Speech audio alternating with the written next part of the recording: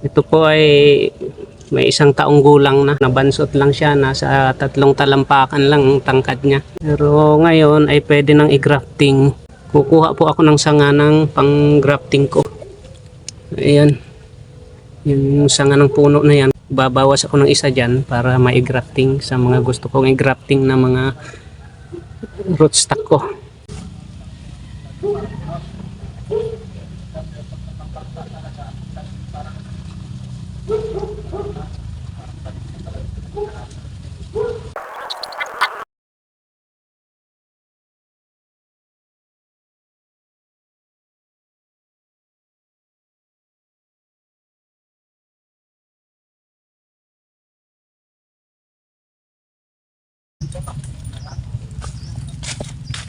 So, ito na po yung aking nakuhang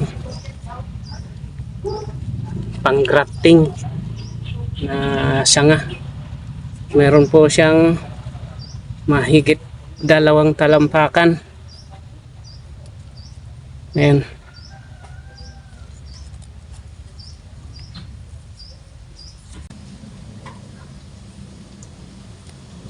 Ayan. Ganyan lang po. Para madaling tandaan kung saan ka humiwa ay bawasan mo ng konti yung ibabang bahagi ng iyong pinaghiwaan. Ayan. Ngayon, hiwain mo pataas o pababa.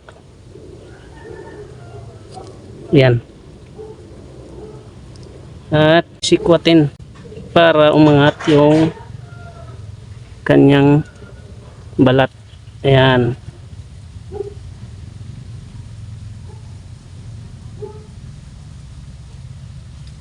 Yan.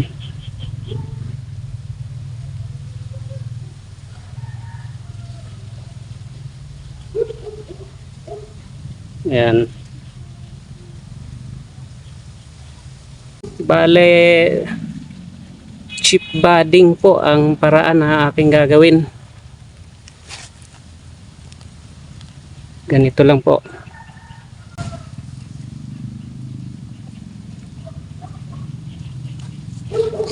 Ganito lang po mag chip budding.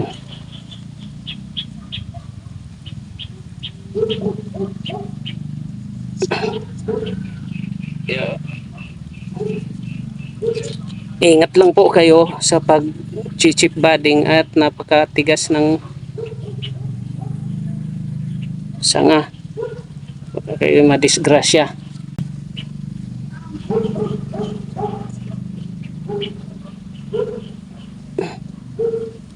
Yan. Yan.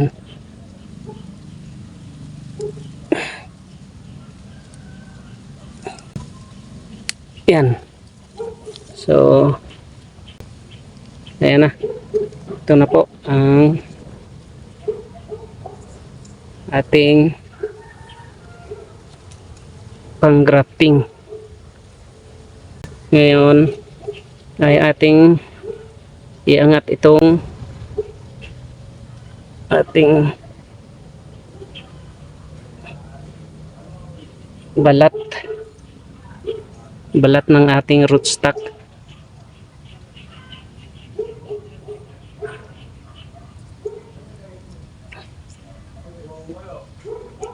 Yan.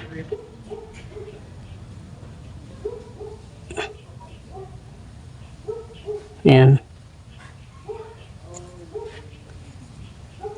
Yan. Hindi ko muna siya tinanggalan ng dahon kanina para madaling hawakan. Kasi nanginginig po ang kamay ko. Mahirap ang paghawak sa maliit na balat.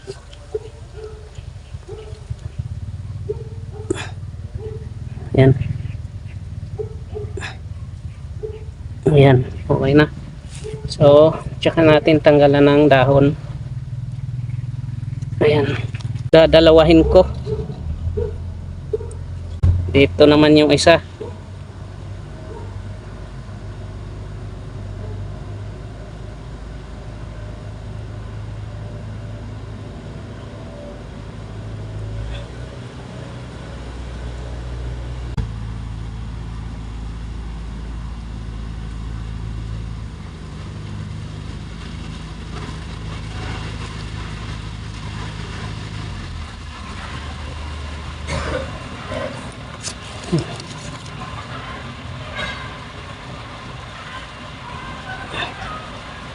Ayan.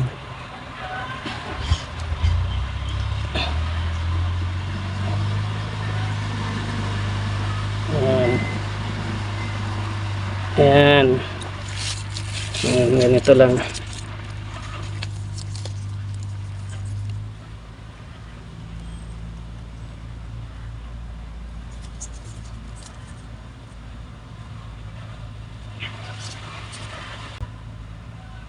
Ayan.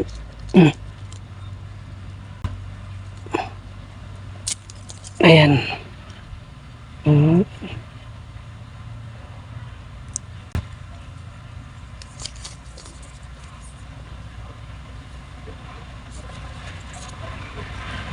Ayan. Ayan. Ito lang po.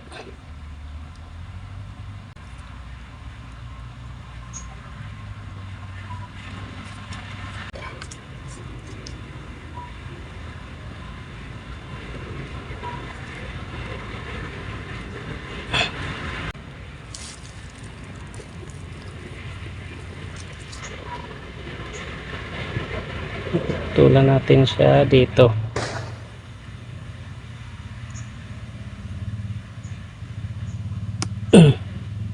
Ayan.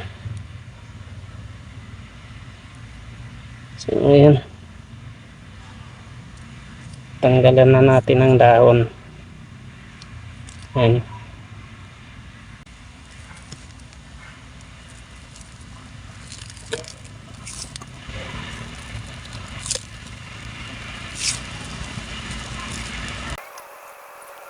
Plastic po ang pambalot para hindi siya mabasa pag umulan at hindi rin naman siya matuyot kapag hindi umulan.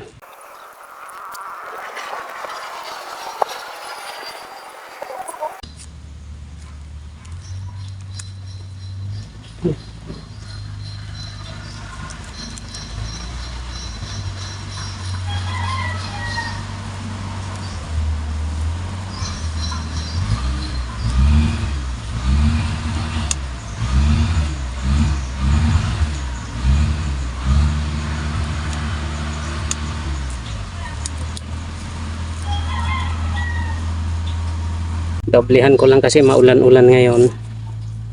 Doblehan ko, higpitan ko dito sa bandang itaas. Baka mabasa.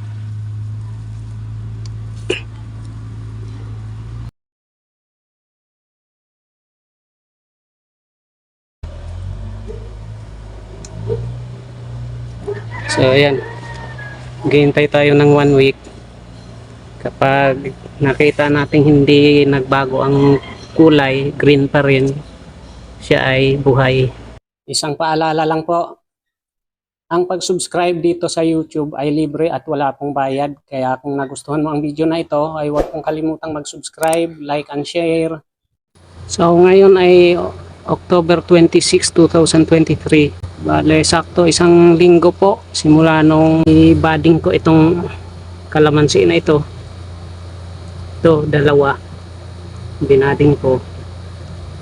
Ngayon po ay buhay na buhay. Green na green po ang dalawang ito. So, ibig sabihin, successful po ang aking ginawang pagbading. Para pilitin na umusbong, ay babaliin ko na siya. Ganito lang po ang pagbali. Ganyan. Pwedeng baliin o pwedeng baluktutin lang. Kung kaya namang baluktutin lang, eh baluktutin nyo lang. Lagyan ng tali.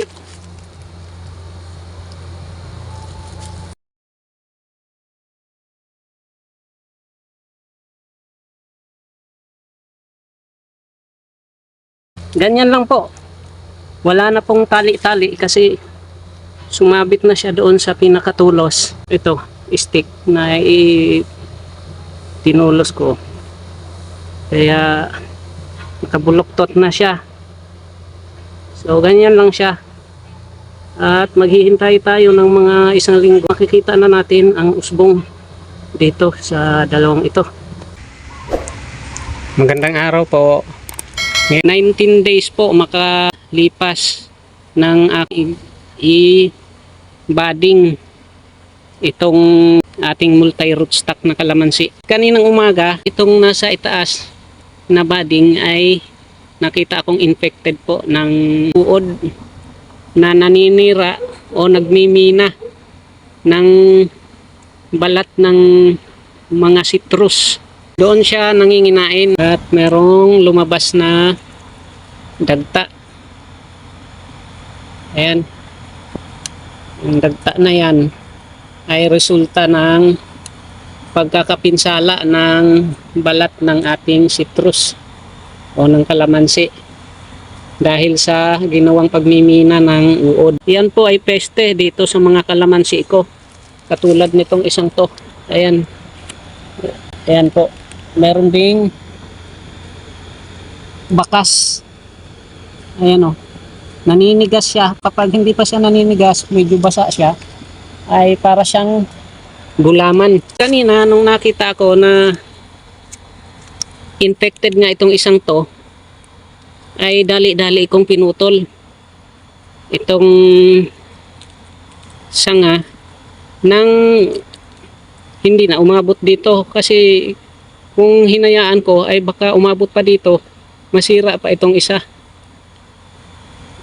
Kanina ay hindi pa lumabas ang ating bagong sanga. Ayan o. Ayan, may bagong sanga na tayo. Kanina wala pa yan. So ngayon lumabas na talaga siyang tuluyan. 19 days lang po ang ating pinalipas, meron na tayong isang bagong produkto ng budding. Ngayon, dahil meron pong mga bagong sanga ang ating mga rootstock, ay atin po silang tatanggalin. Nang sa ganon, itong sanga lang ng budding natin ang makakakuha ng sustansya. Wala siyang magiging kaagaw. Ayan, tanggalin natin yan. Yan o. Na nagsulputan, marami po yan. Yan. Yan o.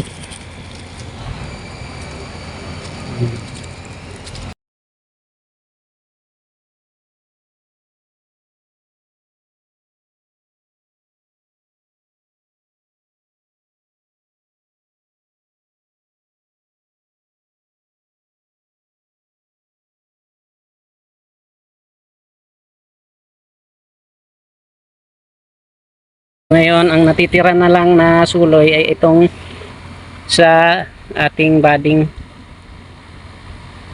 Yan po ang hihintayin nating lumaki. Hindi po magtatagal. Malaki na yan. Isang paalala lang po.